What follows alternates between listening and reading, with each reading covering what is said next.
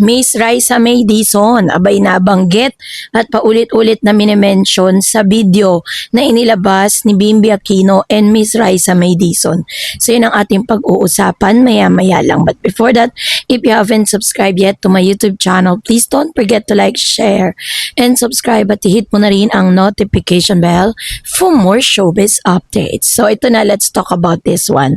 Kung pag-uusapan natin ng mga icons sa Philippine pop culture, hindi pwedeng mawala sa usapan ang mag-inang si Kris Aquino at si Bimby Aquino. Yap. Mula nung bata pa si Bim, nasanay na ang buong bansa na makita siya sa harap ng camera bilang ang cute at unfiltered child star na laging katabi ng kanyang queen mother. Pero fast forward ngayon, iba na ang timpla. Si Bimby ay hindi na lang basta anak ng isang media tycoon. He evolved into a literal shield protector at pinaka-solid na emotional anchor ni Miss Kris Aquino.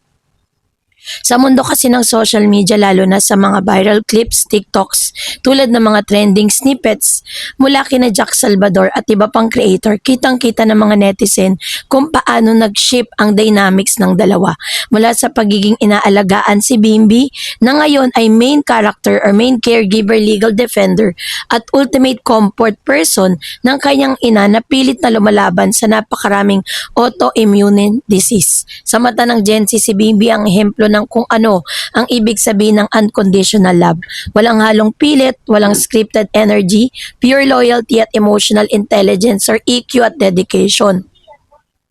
Si Bimby bilang ang ultimate green flag son, maturity beyond years. Noong bata pa si Bimby, napakaraming pambabash at unsolicited opinions ang natanggap niya mula sa publiko online trolls. Sa kabila nito, habang lumalaki siya, doon napapatunayan na ang kanyang emotional quotient ay napakalayo sa normal na kaedad niya.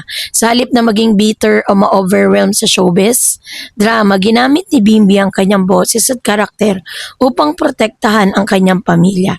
Sa mga viral TikTok clips at interview, mapapansin agad ang tinatawag na Gen Z na main energy character. Ngunit sa pinakamababang loob at pinaka-respectful na paraan, kapag nag-uusap sila ni Kris, hindi lang siya basta nakikinig. He actively validates her feelings. Sa mga panahon na pinanghihinaan ng loob ang kanyang ina dahil sa lumalalang sakit at matinding physical pain, si Bimby ang nagbibigay ng mga linya na nakapapag-realize kay Kris na may dahilan pa siya para lumaban. Sabi ni B, Mama, who do you care about them? Why do you care about them? You know who you are and we know how much you love us. Don't let noise get into your head. Isa sa mga iconic mindset shift ni Bimby kapag hinaharap ng kanyang ina mga bashers at online toxicity. Ang kakayahan ni Bimby na magbigay ng ganitong uri ng payo sa kabila ng kanyang murang edad ay nagpapatunay na hindi lang siya basta staying by her side. He is mentally and emotionally holding her together. Ito ang dahilan kung bakit binansagan siya ng netizen bilang ultimate green flag son. So, ang totoong pagsubok ng pagmamahal ay hindi nakikita sa mga grand gesture or nakakapagpalakpak ng red carpet events. Ito ay nakikita sa mga tahimik na silid ng ospital sa kalagitnaan ng gabi kapag kailangang uminom ng napakaraming gamot, kapag ang katawan ng mahal mo sa buhay ay unti-unting nanghihina. Dito lumalabas ang tunay na heroics ni Bim.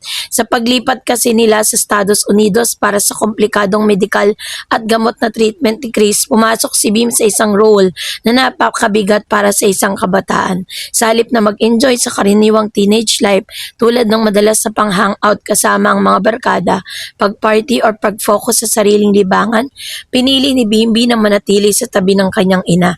Kaya naman, doon po sa kanilang health monitoring sa pagbabantay ng vital signs, dosage ng gamot at schedule ng mga doktor ng kanyang ina.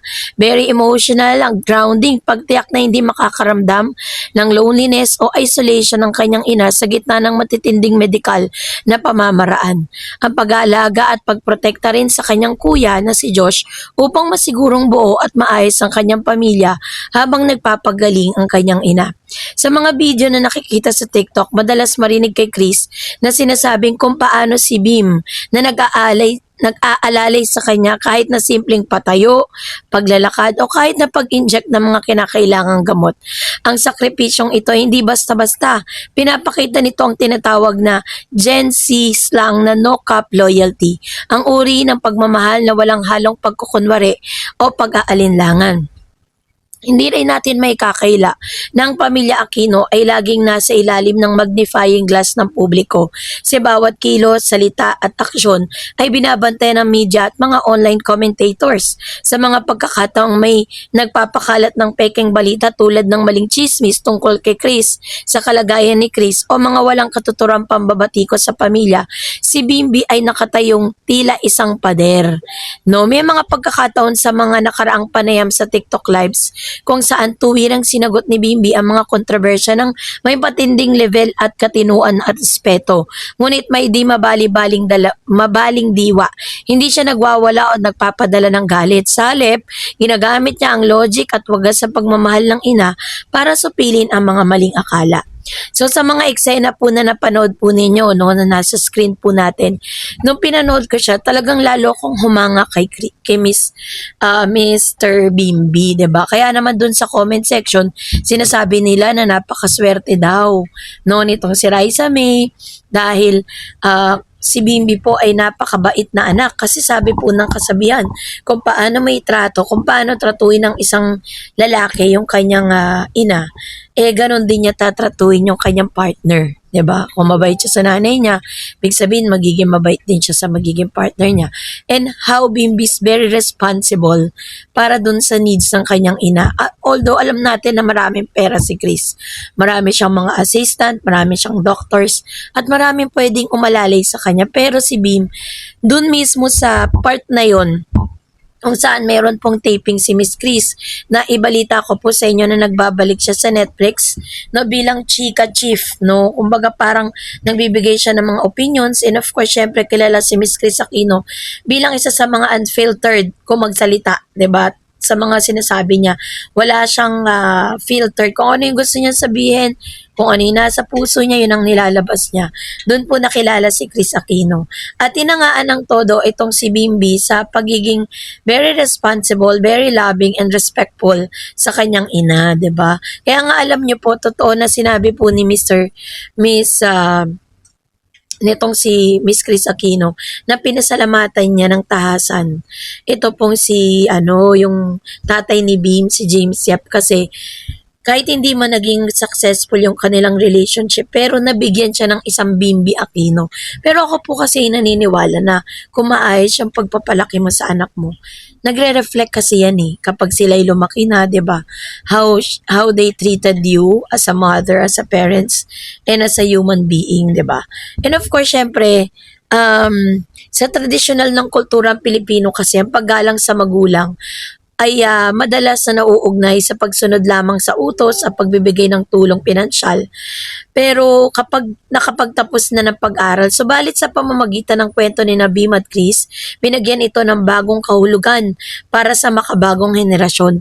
Ang pagmamahal kasi ni Bim ay hindi nakabatay sa obligasyon. Ito ay nakabatay sa empathy at deep friendship.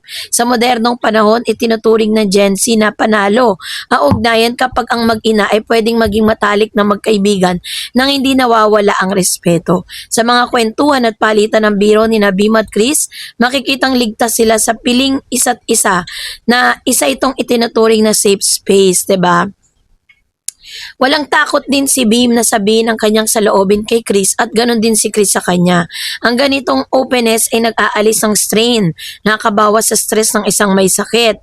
At of course, syempre, meron silang emotional security, 'di ba? Alam ni Chris na ano man ang mangyari sa kanyang kalusugan o karera, hindi siya iiwan ng kanyang anak. Ang kaalamang ito ay nagbibigay ng psychological na kagalingan at lakas ng loob sa magpatuloy sa gamutan. Sa kabila ng mabibigat na pagsubok, marunong pa ring tumawa at magpatawa si Bimbi sa kanyang ina ay nagsisilbing pinakamabisang gamot sa gitna ng kalungkutan. Meron din po mga chika na kaya pala napapayag din si Bim, no, na talagang regularly mapanood na rin siya sa Itbulaga kasi nagiging happy din pala ang mami niya habang pinapanood sila ni Raisa sa Itbulaga, no? Parang naging niya na yon, naging libangan niya na panoorin yung anak niya on screen, 'di ba? Parang ito yung pangako ni Chris na ipag gusto niyang magpatuloy ang buhay ni Bimbi kahit po ganun yung kanyang kalagayan. Kaya naman, alam mo, saludo ko kay Bimbi. And that's it for today. For more videos and updates, please don't forget to like and subscribe, and please don't forget to follow my Facebook page, Dareds TV and Dareds Channel. God bless everyone.